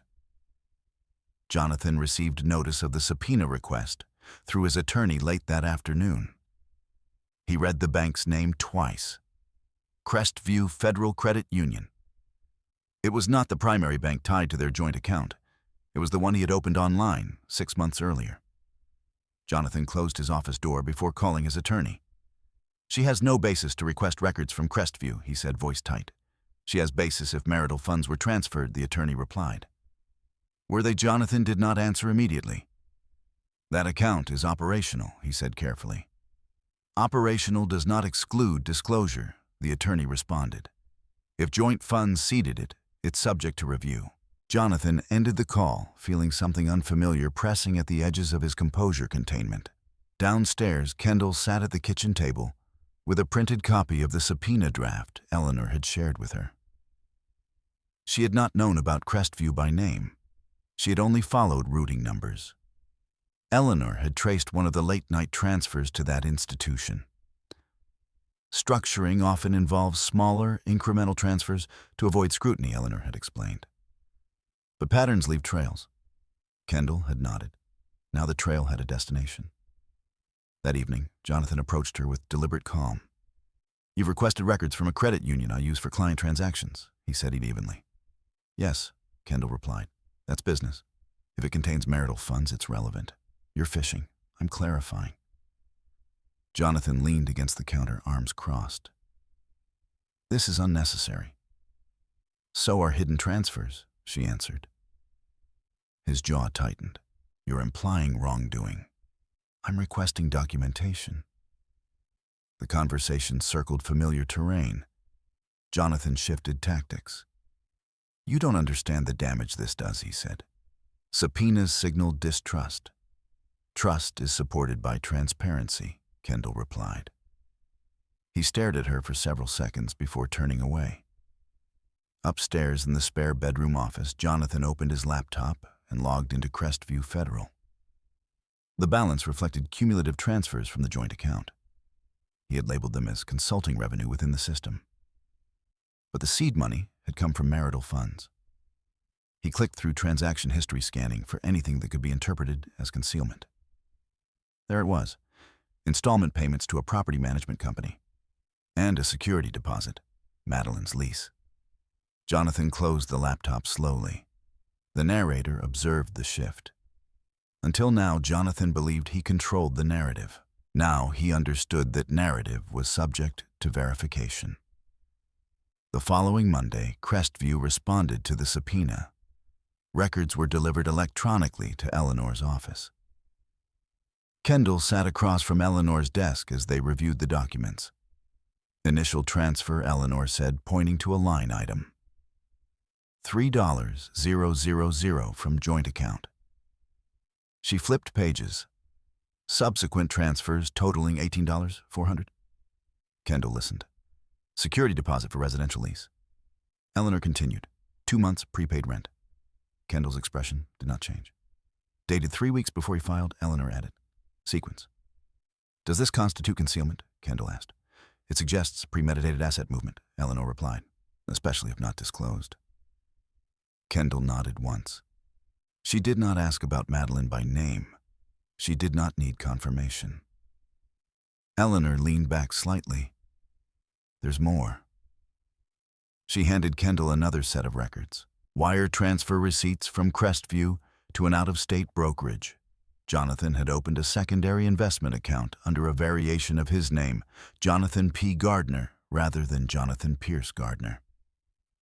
A minor distinction, but deliberate. "He's segmenting assets," Eleanor said calmly. "That strengthens our position." Kendall absorbed the information without visible reaction. The magnitude of the lottery win remained unspoken between them, but it hovered contextually over every page. Jonathan was attempting to preserve leverage. He did not know leverage had already dissolved. That evening, Jonathan returned home, visibly restrained. He did not raise his voice. He did not accuse. Instead, he attempted reason. "I should have told you about Crestview," he said, standing in the kitchen doorway. "Yes," Kendall replied. It was easier to separate business funds. With marital transfers, it was temporary. "For how long?" she asked. He hesitated. "That's not the point." "It is precisely the point," she said calmly. Jonathan ran a hand through his hair. "You're framing this as deception. I'm documenting movement." He studied her again, frustration mingled now with uncertainty. "You're not reacting," he said. "To what? To any of this?" Kendall considered the question. Reaction implied surprise. "I prefer clarity," she answered. Jonathan exhaled slowly. "You've already decided I'm guilty. I've decided to review facts." He looked at her for a long moment. "Who are you?" he asked quietly. Kendall did not respond immediately. Perhaps he meant the woman who no longer deferred. Perhaps he meant the version of her he had underestimated. I'm the same person, she said finally. I'm just paying attention. Upstairs, Jonathan reopened Crestview's online portal. He considered moving funds again. The temporary restraining order prevented it. He closed the browser. For the first time, he felt the perimeter tightening. He called Madeline late that night. They've subpoenaed everything he said. Can they prove anything, she asked. They have timelines. A pause. You said she doesn't track details? Madeline replied. Jonathan did not answer. Downstairs, Kendall sat at the kitchen table with her notebook open. October 30th, Crestview subpoena response received. Security deposit documented. Secondary brokerage account identified. She underlined one phrase, Jonathan P. Gardner, identity segmentation. She closed the notebook gently. The lottery ticket remained secured upstairs. It was no longer simply a future asset. It was perspective. Jonathan had worked meticulously to construct financial buffers. He had structured transfers to appear routine. He had believed incremental movement would remain invisible. But incremental movement, when aggregated, becomes architecture, and architecture leaves blueprints. The narrator understood that the next phase would not involve confrontation at the kitchen table. It would unfold before Judge Harold Whitaker. Documentation would replace debate. Disclosure would replace denial. Jonathan had built a second financial life quietly. Kendall had uncovered it without raising her voice. And when legal process assembled the fragments, emails, transfers, lease agreements, brokerage accounts, the pattern would speak for itself. Jonathan still believed he could negotiate his way out. He did not yet realize that negotiation requires trust. And trust, once eroded by documentation, does not regenerate through persuasion. Upstairs in the lockbox, he believed secure the lottery ticket waited. It did not need to be mentioned. Its existence was already altering equilibrium. Jonathan had tried to move money in increments. Kendall had moved in precision. And precision, unlike assumption, accumulates advantage quietly. The audio file was not dramatic. It did not contain shouting. There were no explicit confessions, no cinematic declarations of intent. It was in many ways ordinary. That was what made it precise. Kendall discovered it on a Sunday afternoon while organizing shared digital storage once more. Jonathan had installed a cloud-based backup system that synced data from household devices, laptops, tablets, even the vehicle's integrated dash system. He had set it up for convenience. He had not anticipated scrutiny. A folder labeled AutoSync contained several compressed files. Most were routine navigation logs, software updates, system diagnostics. One file was different. Audio_archive_1 0-18_garage.mp3. Kendall recognized the date immediately. October 18th, the night of the 1:58 a.m. transfer. She did not rush to open it. She moved to the dining table, sat down, and placed her phone face down beside the laptop. Then she pressed play. Jonathan's voice filled the quiet room. She'll sign Friday. She has no leverage. A pause. No, she doesn't track details. I've already moved what matters. Another pause. Once disclosure's done, it won't even register. The recording ended. No raised voices, no names spoken. Just certainty. Kendall closed the laptop gently. The narrator observed her carefully. There was no visible collapse, no shaking hands, no tears. There was alignment. The audio confirmed intent. It bridged email implication with financial pattern. It demonstrated awareness of concealment. She replayed the file once more, this time noting timestamps. The metadata indicated it had been captured automatically by the vehicle's system when Jonathan took a call inside the garage with the engine idling. He had not known the system archived audio during connected calls for diagnostic storage. Kendall exported the file without altering its properties. She copied the metadata log as well. Then she forwarded both securely to Eleanor. Subject: additional evidence. Audio file. Eleanor called within 20 minutes. Have you listened to it fully? She asked. Yes, good. Do not edit. Do not rename. Preserve original format. I have. Eleanor's tone shifted slightly, not surprised but resolute. This establishes premeditation, she said. Combined with the emails and transfers, it forms narrative. Kendall nodded, though Eleanor could not see it through the phone. What happens next? She asked. We incorporate it into preliminary hearing materials. Will he know we have it? Not until disclosure. Kendall considered that. Silence was no longer absence. It was positioning. That evening, Jonathan attempted warmth again. He prepared dinner. He opened a bottle of wine. We don't have to keep escalating, he said gently. Kendall studied him across the table. You used the word escalate before, she said, because it feels like that. Preserving records isn't escalation, she replied. Jonathan exhaled slowly. You're building a case, he said. I'm building clarity. His gaze lingered. You're not fighting, he observed. I don't need to. Jonathan's frustration flickered, quickly masked. You think this ends in your favor? I think it ends in accuracy, Kendall answered. Upstairs later that night, Jonathan opened his laptop and searched for guidance on digital evidence in divorce proceedings. He read quickly, scrolling past paragraphs about admissibility, chain of custody, authentication. He did not consider the chain of custody had already been preserved. Downstairs, Kendall wrote in her notebook. November 2nd. Audio file, 10/18. Phrase, she has no leverage. Phrase, I've already moved what matters. She underlined both phrases once, not angrily, decisively. The preliminary hearing approached. Judge Harold Whitaker's courtroom was not large. It carried the subdued gravity of procedural authority rather than theatrical intensity. Eleanor prepared meticulously. We will not lead with the lottery, she said during a planning session. We will lead with misconduct. Kendall understood. The lottery is context, Eleanor continued. The transfers and intent are conduct. Jonathan across town prepared differently. He believed tone would matter most. He rehearsed lines about marital breakdown, about irreconcilable differences, about independent business management. He believed the hearing would be procedural, perhaps mildly inconvenient. He did not anticipate structural exposure. The night before the hearing, Jonathan stood in the garage again. He dialed Madeline. They're pushing this further, he said. Can they prove anything, she asked. They have bank records, he replied. But that's interpretation.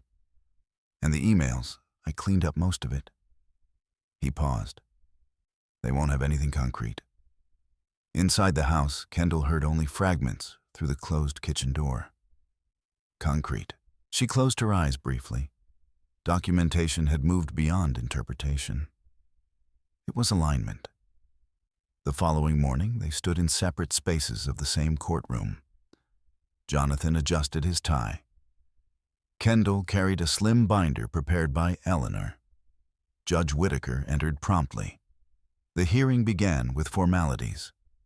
Jonathan's attorney spoke first, emphasizing desire for efficient resolution, mutual respect, and avoidance of unnecessary hostility. Eleanor responded calmly.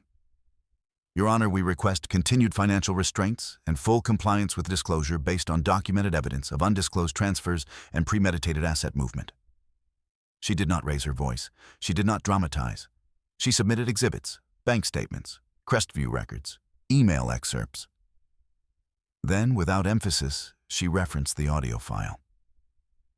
Judge Whitaker's expression remained neutral as he reviewed materials. Jonathan shifted slightly in his seat. The audio was not played in open court that day. It was submitted for review. Jonathan did not yet know its contents had been preserved. When Judge Whitaker looked up, his voice was measured. Given the documentation presented, temporary restraints will remain in place. Full electronic disclosure is ordered. Any failure to comply will result in sanctions. Sanctions. Jonathan's composure thinned. He leaned toward his attorney. This is procedural, the attorney whispered. But the tone had changed. Procedure was no longer theoretical. It was applied. Outside the courtroom, Jonathan confronted Kendall. You've turned this into prosecution, he said tightly. I've turned it into documentation, she replied. You're enjoying this? Kendall looked at him steadily. No, There was no satisfaction in her voice, only steadiness. Jonathan studied her, searching for cracks. He found none. Upstairs at home that evening, the lockbox remained closed. Inside it, the lottery ticket waited. Jonathan believed the greatest threat was the bank account exposure. He did not yet understand that the audio file bridged intent with action. And when intent is documented, narrative collapses. Kendall did not need to accuse. The record would speak. And records once submitted do not negotiate. They endure. The preliminary hearing did not end the case. It changed its temperature. Jonathan felt it first in the way his attorney spoke to him afterward, less reassuring, more directive. "You need to assume full transparency from this point forward," the attorney said in a low, controlled tone as they stood outside the courthouse. "No more unilateral movement. No more casual explanations." "I haven't done anything illegal," Jonathan replied. "Legality and perception are not identical," the attorney answered. "Judges react strongly to concealment." Jonathan bristled at the word. "Nothing was concealed," he said. "Then disclosure will confirm," that the attorney replied evenly. Across the corridor, Kendall stood beside Eleanor Binder, tucked beneath her arm. "You handled yourself well," Eleanor said quietly. "I answered what was asked," Kendall replied. "That matters." They did not discuss victory. There had been none, only continuation. Temporary restraints remained in place. Full electronic disclosure had been ordered. Sanctions were mentioned without being imposed. Process had tightened. At home that evening, Jonathan moved through the house with visible restraint. He did not slam doors. He did not raise his voice. Instead, he attempted reason again. "This is spiraling," he said, leaning against the kitchen counter.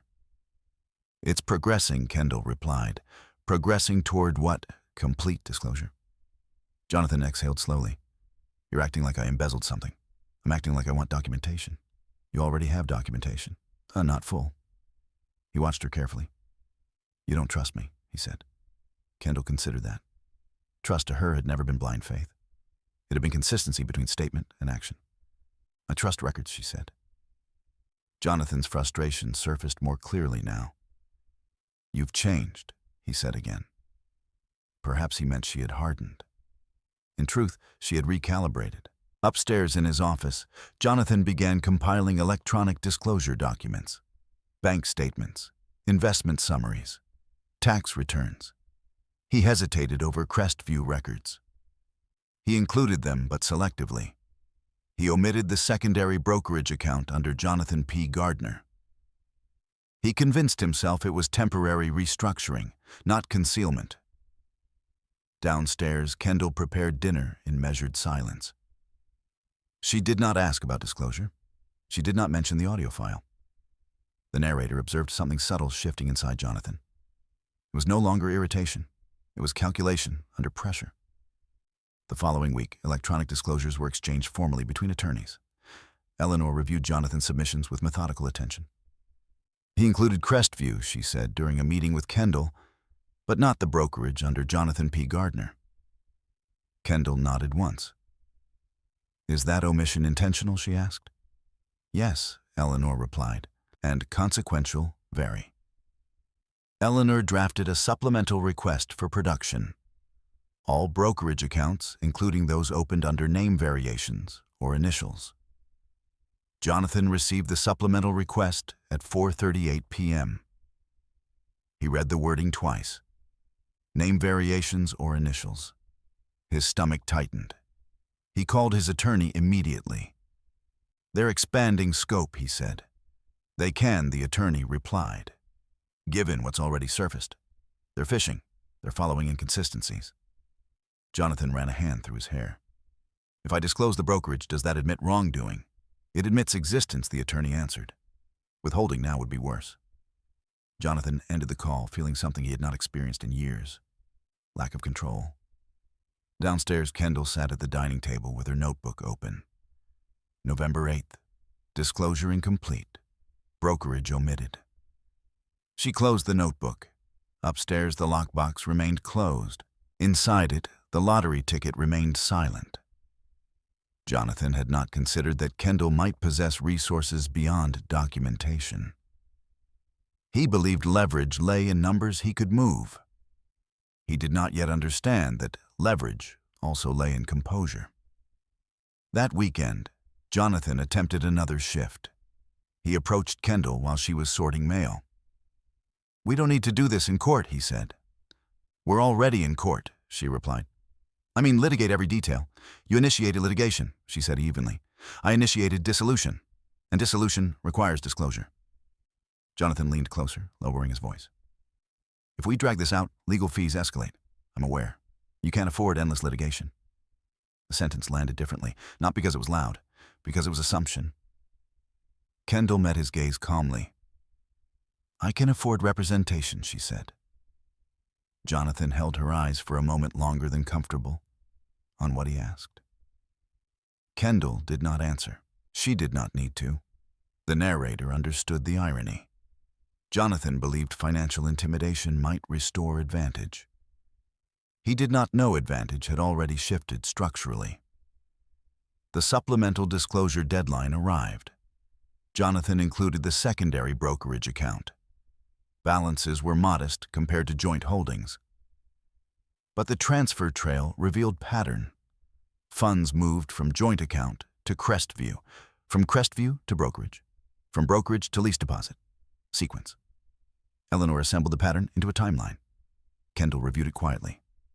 "This will matter at mediation," Eleanor said. "And at trial," Kendall asked, "if necessary." Jonathan began to feel pressure in small, cumulative ways. Clients sensed distraction. Madeline's messages became more cautious. He reduced communication frequency.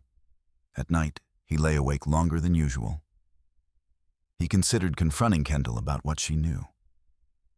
But confrontation required clarity, and he did not know the full scope of her documentation. The preliminary hearing had shifted perception. The supplemental request had exposed omission. The next stage would involve sworn financial affidavits, under oath. Jonathan had always prided himself on persuasive articulation, but oath changes stakes. One evening, as rain tapped steadily against the kitchen window, Jonathan tried again. "Are you trying to punish me?" he asked quietly. Kendall paused, dish towel in hand. "No. Then what I'm trying to separate fairly." He studied her face. "You could have signed. I could have. And none of this would be happening. None of this would be visible," she corrected. Silence settled. Jonathan looked at her differently now, not as someone to persuade, but as someone who had anticipated his moves. He did not yet know about the lottery, but he sensed something. Not triumph, not hostility, something steadier. Upstairs in the lockbox, $640 million waited quietly. It had not been introduced into proceedings. It had not altered filings. It had not been weaponized. It remained context. The narrator understood timing. The lottery would not serve as spectacle. It would serve as structural pivot, but only when disclosure was complete. Jonathan believed he was still negotiating from parity. He did not realize parity had already eroded. Documentation had layered. Omissions had surfaced. Intent had been preserved in audio. And soon, under oath, narrative would require alignment with record. Jonathan had once believed Kendall did not track details. Now he found himself tracking hers. When she left the room, he watched longer. When she typed on her laptop, he wondered who she was writing to. He did not ask, because asking might confirm fear. The hearing had not concluded the case. It had clarified its direction, and direction once set rarely reverses without consequence. Kendall did not accelerate. She did not provoke. She prepared. And preparation, unlike confrontation, does not exhaust itself. It accumulates. Financial affidavits are not dramatic documents. They are columns, numbers, declarations under penalty of perjury. They require precision because they leave little room for reinterpretation once signed. Jonathan understood this. That was why he delayed completing his. The court had set a deadline 10 days following supplemental disclosure. Eleanor submitted Kendall's affidavit 2 days early. Jonathan submitted his the night before the deadline. At 11:43 p.m., Kendall did not review it immediately. She waited until morning, brewed coffee, and opened the PDF at the kitchen table while sunlight filtered through the blinds. Income listed. Joint assets listed. Crestview account listed. Brokerage under Jonathan P. Gardner listed. Consulting income estimated. There was a line near the bottom. No additional assets or income streams exist beyond those disclosed herein. Kendall read that sentence twice. Then she forwarded the document to Eleanor. Within hours, they were seated across from each other in Eleanor's office again. "He's sworn this under oath," Eleanor said calmly. "Yes. And we have documentation of structured transfers predating filing." "Yes." Eleanor tapped the affidavit lightly. "He has acknowledged the brokerage, but his income representation appears understated compared to deposit history." Kendall listened. "There are inconsistencies," Eleanor continued. "Not criminal in isolation, but problematic in pattern." Kendall folded her hands neatly in her lap. "What does that change?" she asked. "It increases judicial scrutiny." The narrator understood what scrutiny meant in this context. Not drama, pressure. The mediation session was scheduled for the following week. Mediation is not a courtroom. It is a negotiation room, often quieter, sometimes more tense. Jonathan arrived early wearing a suit he reserved for high-stakes clients. Kendall arrived with a slim binder and a leather notebook. They did not sit together. The mediator, a retired judge, began with routine explanation. "This is confidential. The goal is resolution." Jonathan spoke first. "I've disclosed everything," he said evenly. "There were misunderstandings about business structuring, but nothing concealed." Eleanor responded without raising her voice.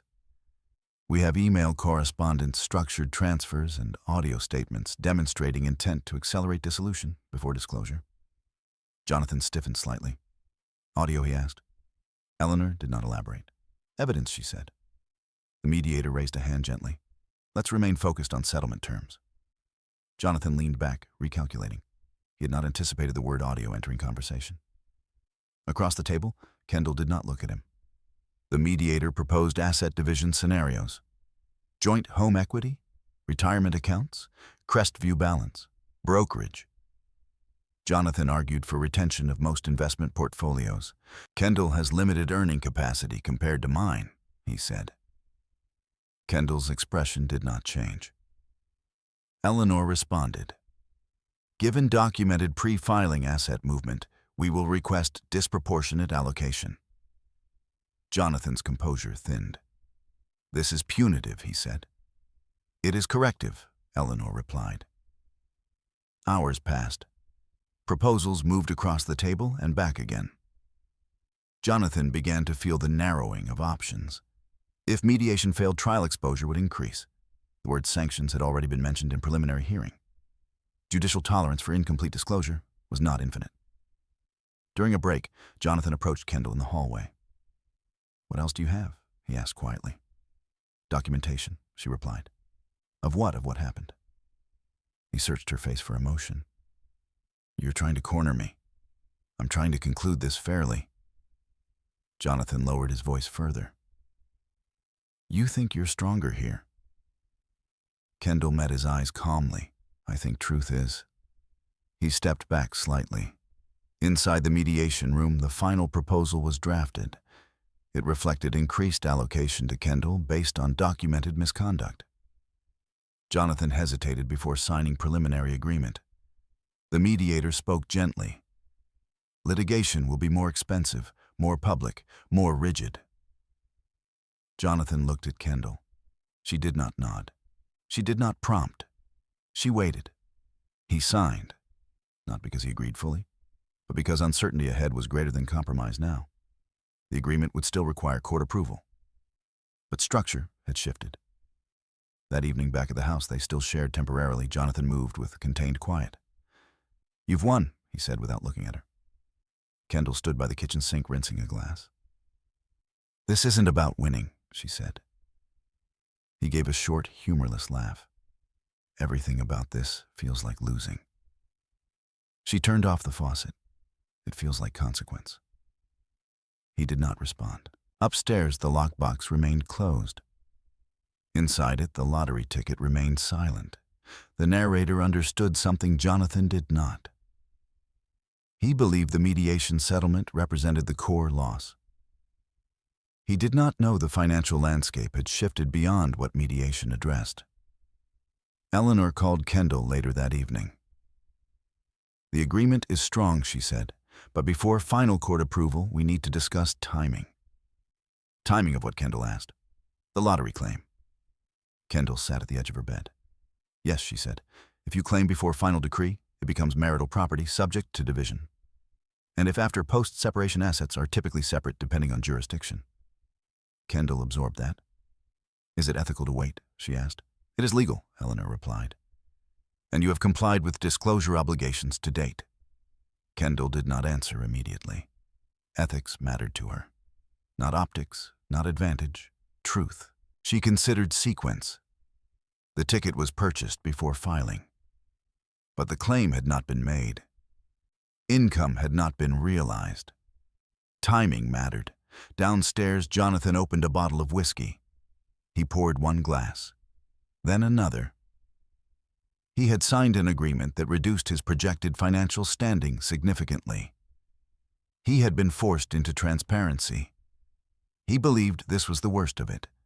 He did not know equilibrium had yet to fully surface. Upstairs, Kendall wrote in her notebook, November 15th.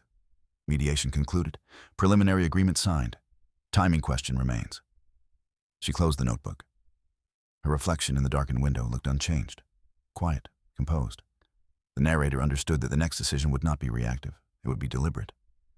Jonathan believed the battle was financial disclosure.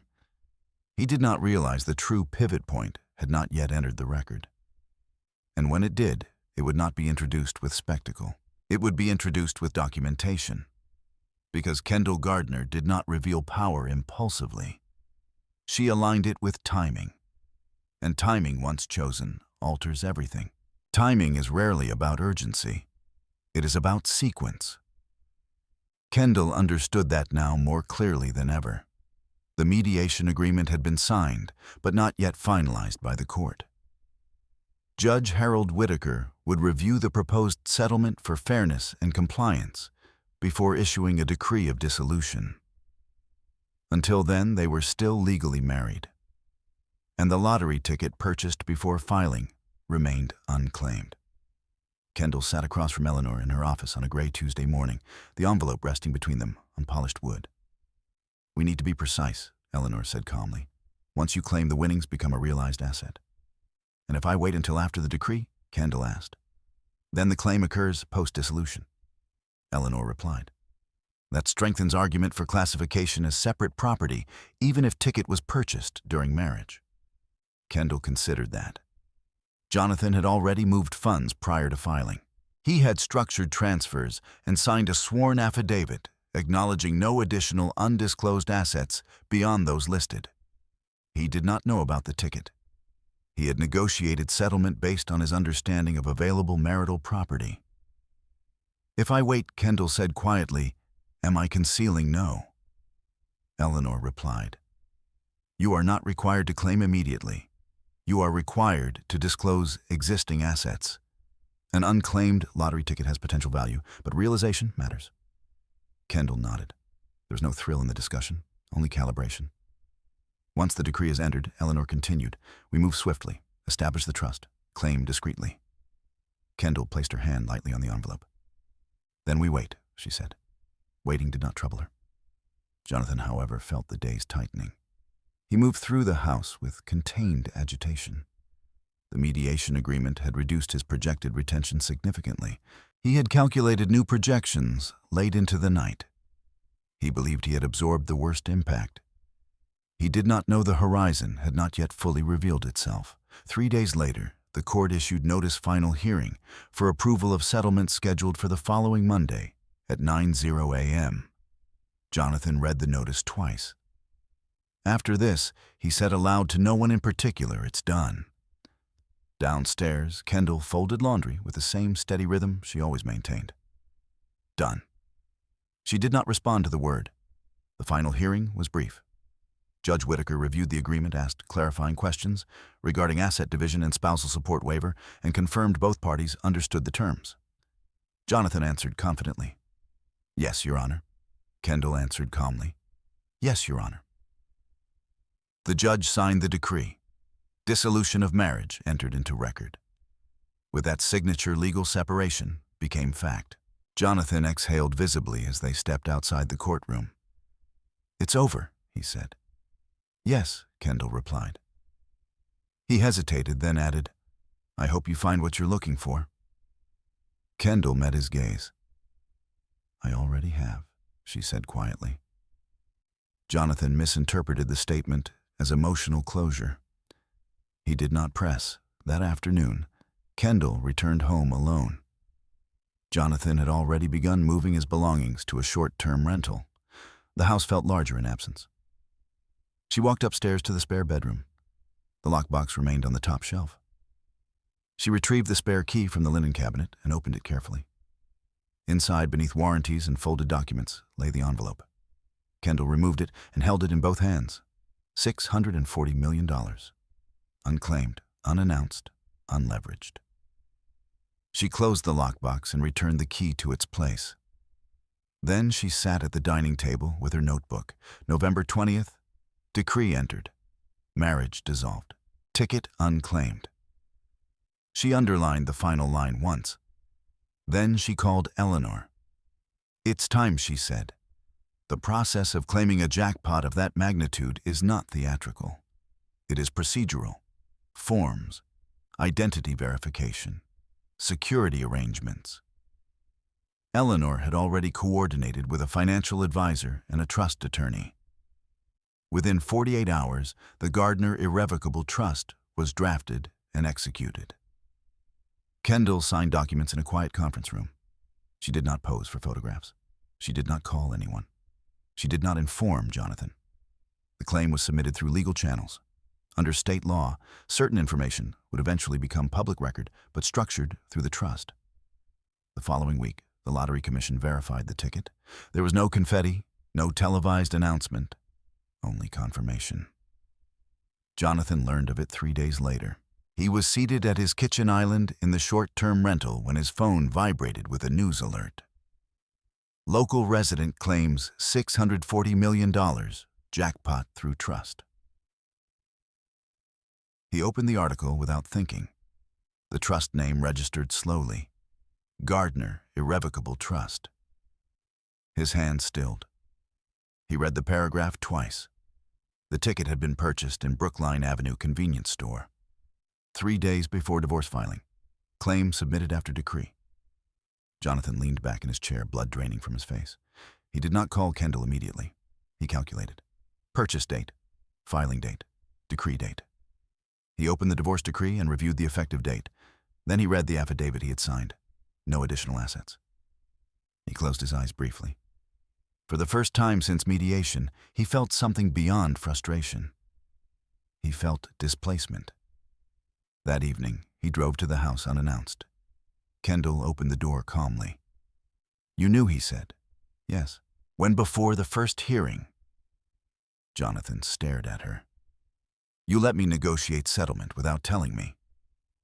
"I complied with disclosure requirements," she replied evenly. "The ticket was unclaimed at that time. You bought it during the marriage?" "Yes. So it's marital property." "It was potential," she said. "It became realized after dissolution." Jonathan stepped inside without invitation. "You planned this." "I followed legal advice." His voice rose slightly. "You blindsided me." Kendall met his gaze. "You moved funds before filing. That's different." Howie opened his mouth to respond, then closed it. The narrator observed the symmetry. Jonathan had structured transfers believing sequence favored him. Kendall had structured timing believing sequence mattered. "You could have told me," he said. "You could have disclosed everything," she replied. Silence stretched between them. Jonathan's anger faltered into something quieter. "You don't even seem happy," he said. Kendall considered that. Happiness was not the word. Relief, perhaps. Stability. "I'm steady," she answered. Jonathan studied her for a long moment. "You've changed." he said again, but this time it carried no accusation. I paid attention, she replied. He looked around the house that no longer legally bound them. You won, he said quietly. Kendall shook her head once. This wasn't about winning. Then what was it about balance? Jonathan had no response to that. He left without slamming the door. Upstairs, Kendall returned to her notebook. November 27th, claim verified. Jonathan informed via news. She closed the book gently. The narrator understood something Jonathan did not fully grasp yet. The lottery did not undo his misconduct. It did not erase documentation. It did not humiliate him publicly. It simply rebalanced power he had once assumed exclusively his. And Kendall, as always, did not announce triumph. She aligned timing. And timing, once aligned with truth, requires no celebration. News cycles move quickly, but $640 million lingers. By the second day after the claim was verified, Kendall's name filtered through the Gardner Irrevocable Trust, had circulated through local media, then regional outlets, then national financial segments. Most reports were clinical. Local woman claims record-setting jackpot through trust. They mentioned the convenience store on Brookline Avenue. They mentioned the lump sum option. They mentioned estimated after-tax value. They did not mention Jonathan. But Jonathan felt present in every headline. He remained in the short-term rental curtains drawn halfway, television muted as news anchors speculated about life-changing windfalls. He replayed the sequence repeatedly in his mind. Ticket purchased before filing. Claim submitted after decree. Settlement signed without knowledge of magnitude. He contacted his attorney within hours of reading the article. There has to be recourse, Jonathan said. There may be arguments, the attorney replied cautiously. But timing is critical. The ticket was purchased during marriage. Yes. So it's marital, potentially, the attorney said. But realization date matters. And the settlement agreement included waiver language. Jonathan opened the settlement document again. He had signed acknowledging full satisfaction of asset division. He had affirmed no undisclosed assets beyond those listed. He had not inquired further. He had been certain. Now, certainty felt fragile. Across town, Kendall met with Eleanor and a financial advisory team in a private conference room. The atmosphere wasn't celebratory. It was structured: tax strategy, investment allocation, philanthropic planning, security considerations. Media interest will fade, Eleanor said calmly, but legal posture must remain firm. Will he challenge, Kendall asked. He may attempt, Eleanor replied, but his sworn affidavit and the finalized decree limit options. Kendall nodded once. She did not smile. The lottery did not feel like spectacle. It felt like responsibility. That afternoon, Jonathan filed a motion to reopen financial division based on newly discovered asset. The argument was technical. The lottery ticket constituted marital property acquired prior to dissolution. Failure to disclose deprived him of equitable share. The court scheduled a hearing. Judge Whitaker would preside. The irony did not escape the narrator. Jonathan, who had attempted to accelerate settlement before disclosure, now sought retroactive inclusion. The courtroom felt different this time. Media presence was restrained but visible. Jonathan stood beside his attorney, posture rigid. Kendall stood beside Eleanor, composed. Judge Whitaker reviewed the motion carefully. Mr. Gardner, the judge, began, "You assert the lottery ticket existed prior to dissolution." "Yes, Your Honor." "And that it was not disclosed during settlement." "Yes." Judge Whitaker turned to Eleanor. Response: Eleanor rose. "Your Honor, the ticket represented contingent potential at the time of mediation. No claim had been filed. No winnings realized. Additionally, Mr. Gardner signed a sworn affidavit affirming full satisfaction with asset division and acknowledged no additional undisclosed assets beyond those listed." She paused. "Furthermore, documented evidence demonstrates Mr. Gardner engaged in pre-filing asset movement without disclosure." Jonathan's jaw tightened. Judge Whitaker reviewed documents silently. "Mr. Gardner," the judge said, "did you inquire specifically about lottery purchases during mediation?" Jonathan hesitated. No, Your Honor. Did you request additional discovery regarding potential speculative assets? Number Judge Whitaker leaned back slightly. The court is disinclined to reopen finalized settlements, absent clear fraud or concealment. The ticket was unclaimed at the time. Claim occurred post-decree. He looked directly at Jonathan. You had opportunity for thorough discovery. Silence settled heavily. The motion to reopen is denied. Jonathan's composure fractured not explosively but visibly. A tightening around the eyes. A shallow breath. Kendall did not look at him. Outside the courtroom, reporters waited. Jonathan exited quickly, avoiding cameras. Kendall paused briefly when approached. Do you feel vindicated? A reporter asked. Kendall considered the word. No, she said softly. I feel resolved. She did not elaborate. Inside his rental that evening, Jonathan sat in silence. The denial order lay printed on the table before him. Denied. Final. He replayed the audio in his mind, the phrase he had once spoken casually, she has no leverage. The symmetry was not lost on him now. Across town, Kendall stood in her kitchen, sunlight fading through the windows. The house no longer felt contested. It felt transitional. She had already scheduled its sale. She had already arranged for her mother's medical expenses to be secured through trust allocation. She had met with a foundation consultant about establishing a legal assistance fund for women navigating financial manipulation in divorce. Not as retaliation, as structure. The narrator observed her carefully. There was no celebration, no dramatic exhale, only steadiness.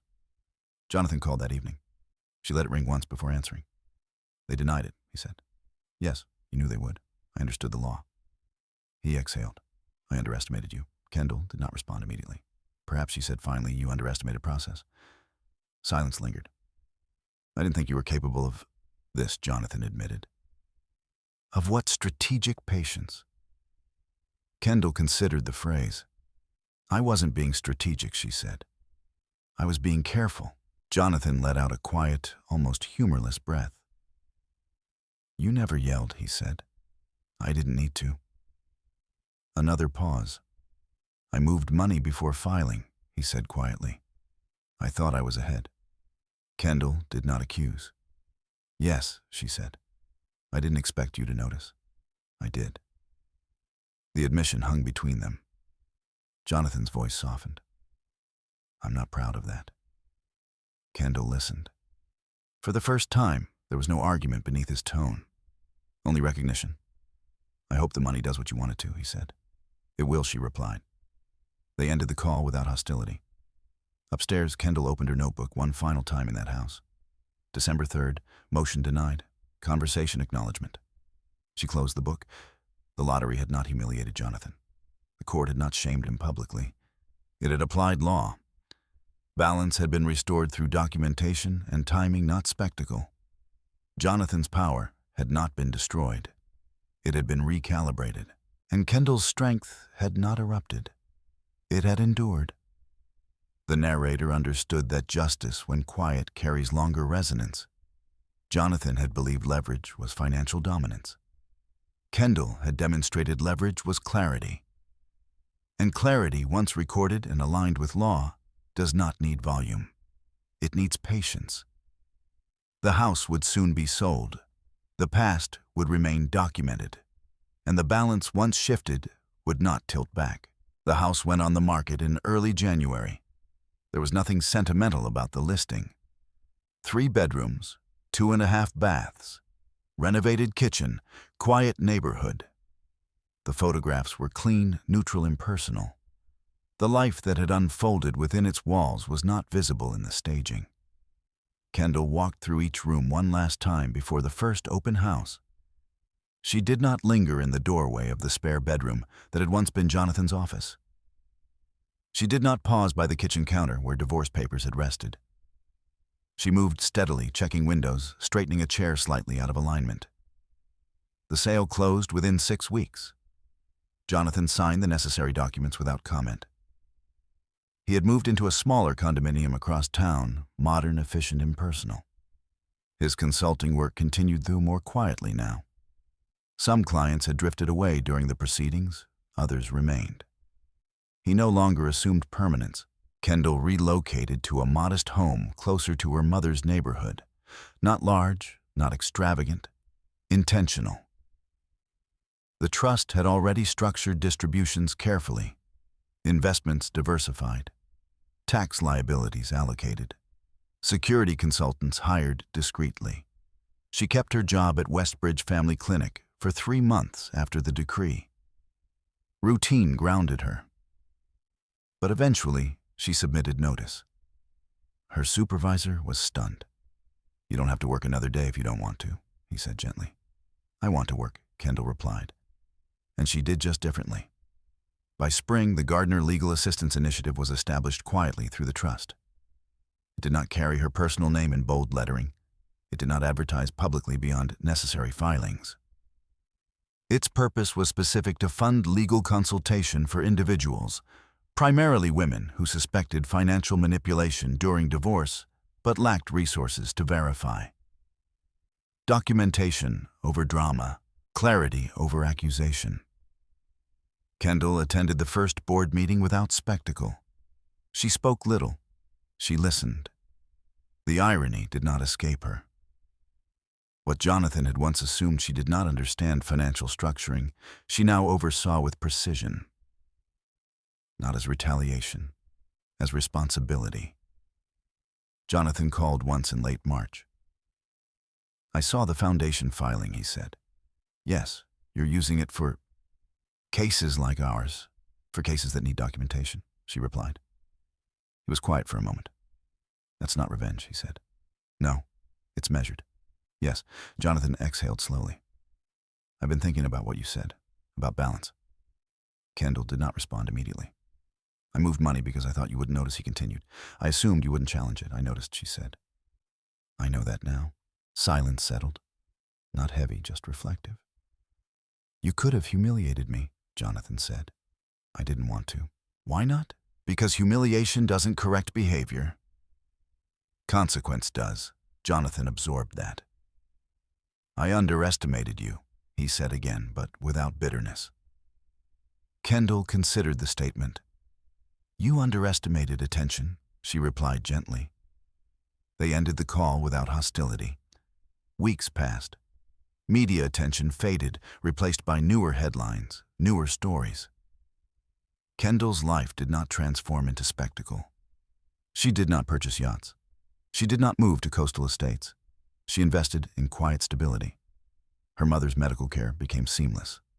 Scholarship funds were established for 2 local students pursuing accounting and law fields where documentation shapes outcome. Kendall still kept receipts, still maintained a notebook. Only now the entries were shorter. March 18th, trust review completed. Clinic grant approved. April 2nd, house fully transitioned. She closed the notebook one afternoon and realized she had not written about Jonathan in weeks, not because she had forgotten. Because there was nothing left to record. One evening in early summer, she returned to Brookline Avenue. The convenience store remained unchanged. Fluorescent lights hummed softly overhead. Marcus still worked behind the counter now, closer to graduation. "You're the one," he said quietly when she approached. "Yes," Kendall replied. He smiled awkwardly. "You changed my tip jar," he added. She had left a quiet gift for the staff months earlier through the trust. "I'm glad," she said. She purchased milk and 1 lottery ticket. Marcus blinked. "You still play once a month," she said. The ritual had never been about escape. It had been about possibility. Outside, the evening air felt familiar. Kendall stood for a moment beneath the fading light. The narrator understood something final. The story was never about $640 million. It was about sequence. Jonathan believed leverage meant control of funds. Kendall understood leverage meant awareness of detail. Jonathan believed silence meant weakness. Kendall proved silence could be preparation. Jonathan moved first. Kendall moved precisely. In the end, no one was publicly disgraced. No shouting matches were televised. No vindictive speeches were delivered. There was only documentation, process, timing, and departure with dignity. Months later, Kendall received a letter forwarded through her attorney. It was brief. Jonathan had accepted a partnership offer in another state. He would be relocating permanently. There was no apology in the letter, no accusation, only acknowledgement.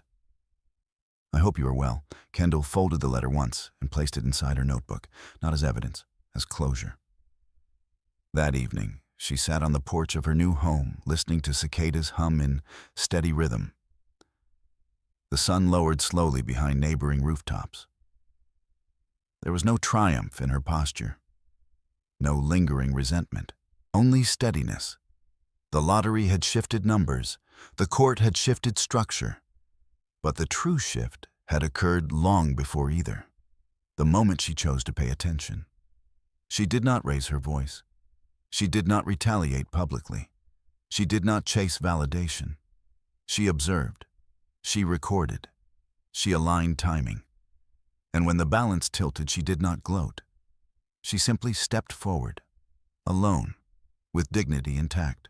In the end, this was never a story about money. It was a story about awareness, about how quiet strength often looks like stillness from the outside, about how documentation can protect when emotion cannot. Jonathan believed leverage was something you possessed. Kendall proved leverage is something you build line by line, record by record, moment by moment. If this story resonated with you, take a second to reflect on what quiet strength looks like in your own life. Sometimes it isn't loud. Sometimes it's simply patient. If you'd like to see more stories about dignity, fairness, and justice that unfolds without spectacle, you're welcome to like the video, share your thoughts in the comments, and subscribe to the channel. And wherever you're watching from at whatever hour, thank you for staying until the very end.